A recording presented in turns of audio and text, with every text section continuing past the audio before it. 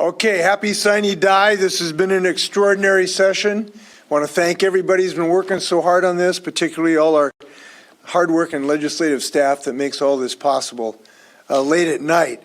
This has been an extraordinary session for two reasons. One, the measures that the legislature have passed have been extremely broad, and they have been extremely big, and both of those are important. As a result of them going big on housing, people are going to have housing. As a result of them going big on special education, more kids are going to have special education. As a result of them taking big, strong measures against gun violence, we've taken big steps against gun violence.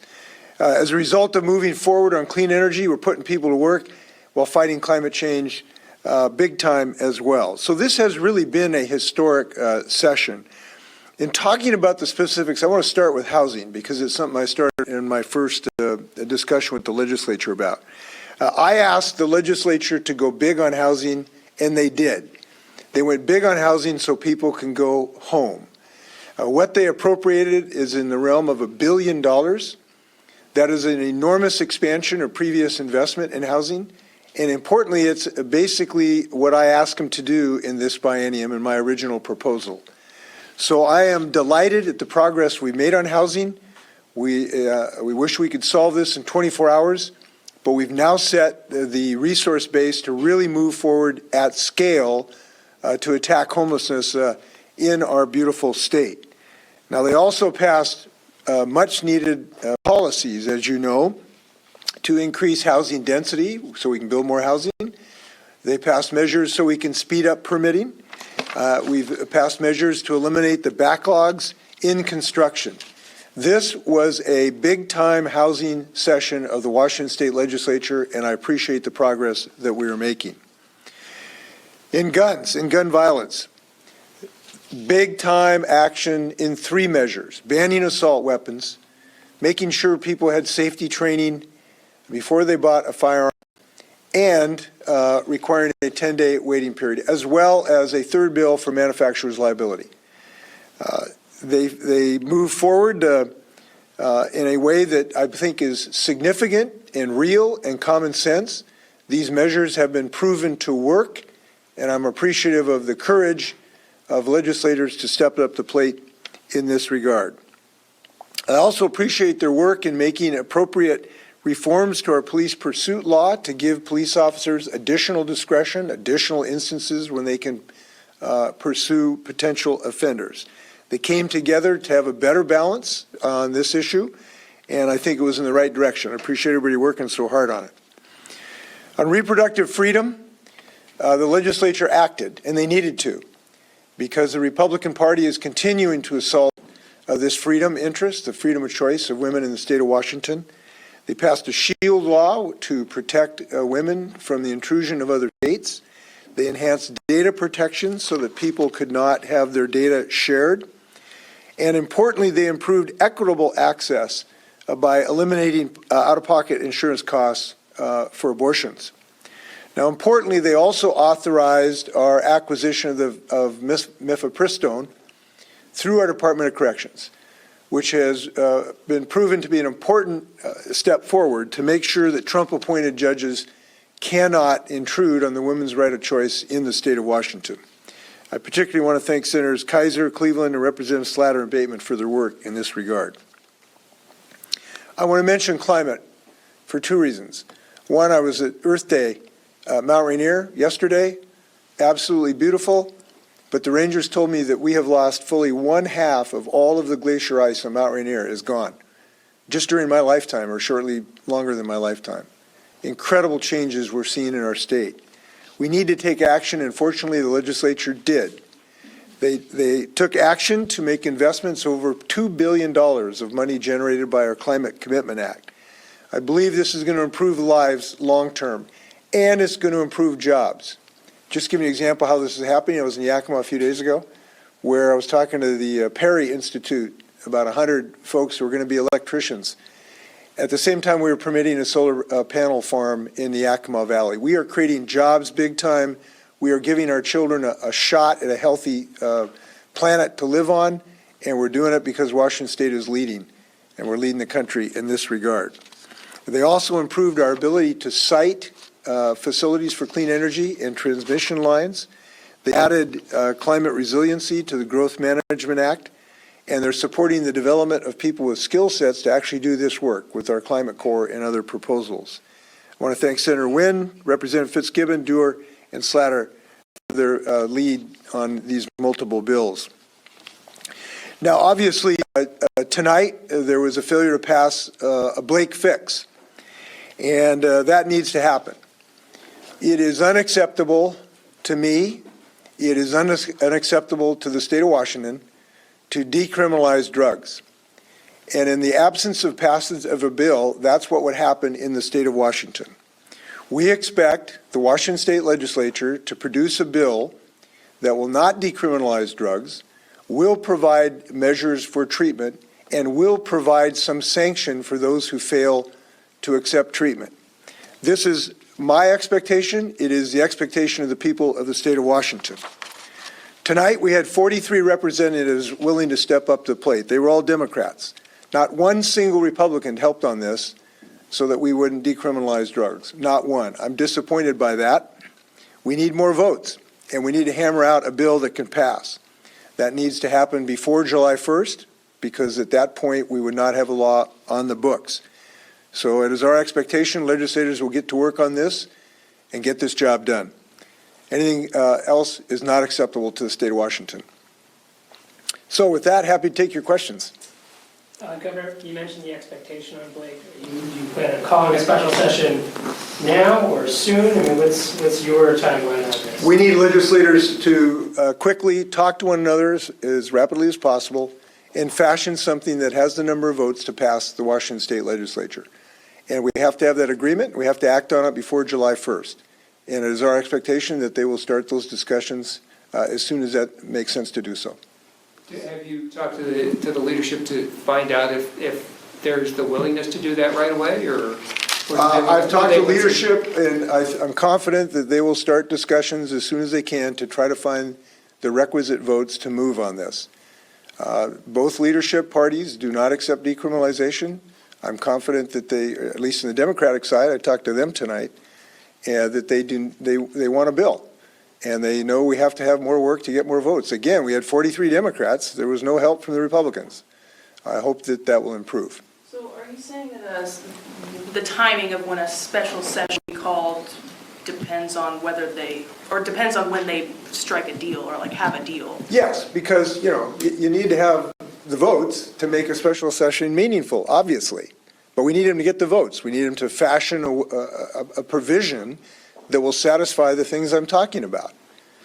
Not decriminalizing, having a criminal sanction for those who will not seek treatment, and a meaningful way to divert those who will get treatment. We ought to be able to accomplish that. It's my expectations that legislators will accomplish that, but they need to get the votes to do it. So I'm looking forward to them doing that as soon as possible. What role do you see for yourself in that process, and what role, if any, did you have today? I mean, you were on Twitter supporting it. Did you talk with Democratic or Republican lawmakers? I did. You see yourself? I did. Our staff talked to leadership. They suggested that posting would be helpful to encourage folks to move forward, so we posted that. We thought that would be helpful. Didn't get enough votes, although it was close. It was close. This was a close vote. A couple votes would have made a difference here. They would have brought more. I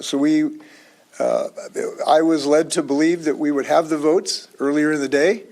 It did not transpire. So this is like a lot of things in life. You need to keep working on it. And so it is our expectation that legislators will keep working on that with the diligence that is required to get this job done. Do you see yourself going forward, calling lawmakers in, chatting one-on-one, doing whatever that kind? by any means necessary. Of course, I would talk to legislators to the extent we believe it's helpful, of course. Do you anticipate, so we're talking about House Republican, you didn't get any votes over there. J.T. Wilcox announced that he's stepping down from leadership. I know at least during the day, he wasn't sure whether the leadership will actually be called today or a month from now.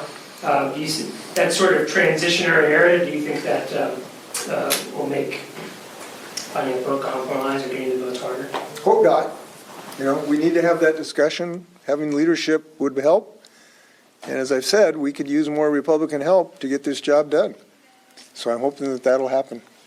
Of the options that they had on Blake, was there one that you thought was the best? That there was a Senate version, I think the House changed it, then there was the conference committee report. Well, my position has been as helpful as I can get to get the votes to get this job done within these parameters. Do not decriminalize drugs. Have very robust treatment and diversion policies so people can be diverted away from a jail if they accept treatment. And third, have an appropriate criminal sanction to create an incentive for people to go into treatment. I did not want to stymie being able to get the votes within those goalposts. So what I told the folks is either a gross misdemeanor or a misdemeanor I would sign, because we need a bill. We cannot accept decriminalization in the middle of a fentanyl crisis of these drugs. So we need a bill. Between those, I would have been happy to sign either version. The bill I had tonight, as my post indicated this afternoon, I would be perfectly acceptable to sign.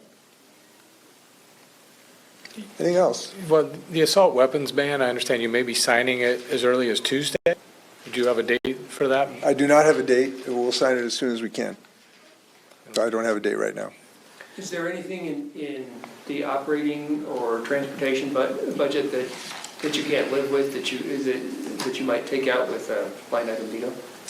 We haven't gone through it with a fine-tooth comb. Well, this is big. It wouldn't shock me. You know, there's nothing that jumps out at me at the moment, but we need to look at it very carefully, and we will do so. Okay? There's elements in the Blake bill, but I think it's also kind of throughout the entire capital Budget and the operating budget is the development and opening of opioid treatment programs, substance abuse disorder facilities, et cetera. There's a preemption, well, actually not preempt, they call them essential facilities in the Blake bill, and it would preempt communities from stopping them. Is that language, are you comfortable with that language as well? I'm not familiar exactly what you're talking about, so I'll have to get back to give you a specific answer right now. There are 3 or 4 things that sound like one another in that bill, and I want to make sure I give you the straight answer. So I will get back to you and look at that specific one. You mentioned the expenditures on housing.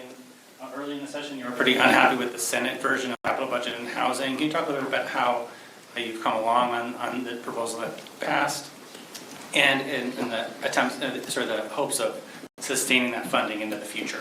So fortunately, the legislature responded to my request. They added over $100 million to what they were then discussing.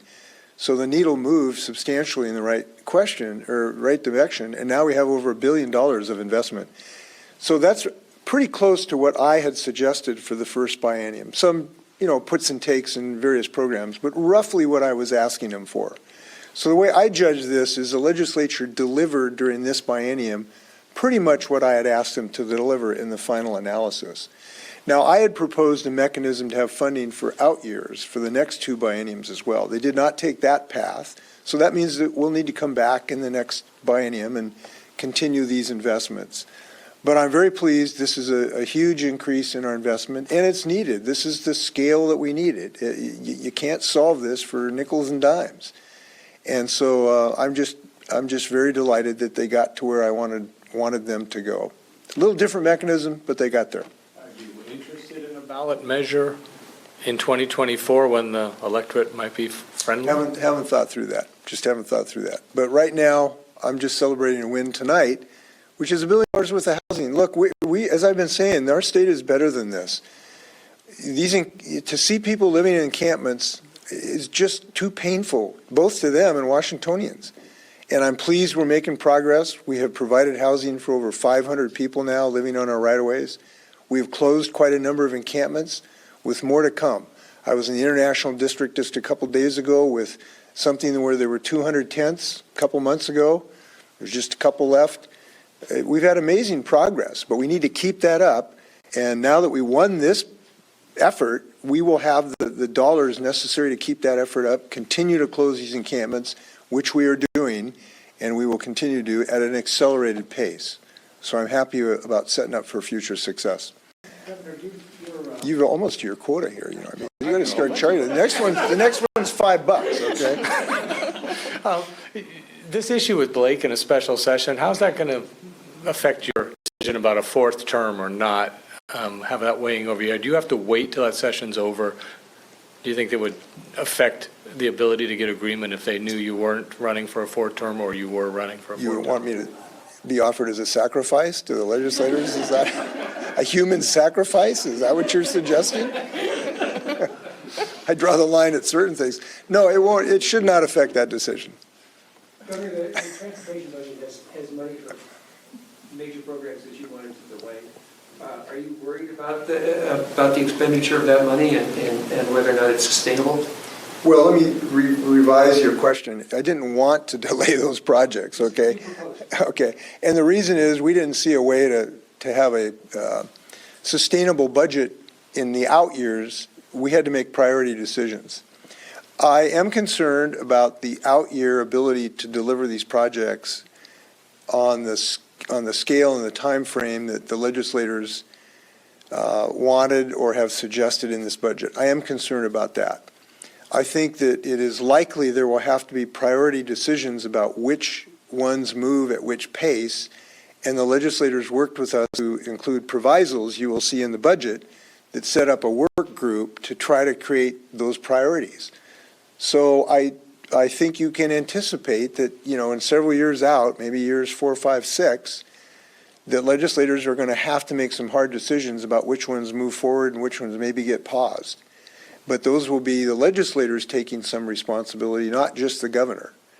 And so, yes, that is a concern. And the first biennium or two, I think, will be okay. After that, there'll have to be some serious decisions. But I'm fully supportive of the North-South Freeway, want to see it move forward, but we need to have a way to finance it. With that, see you sooner rather than later, I hope, actually.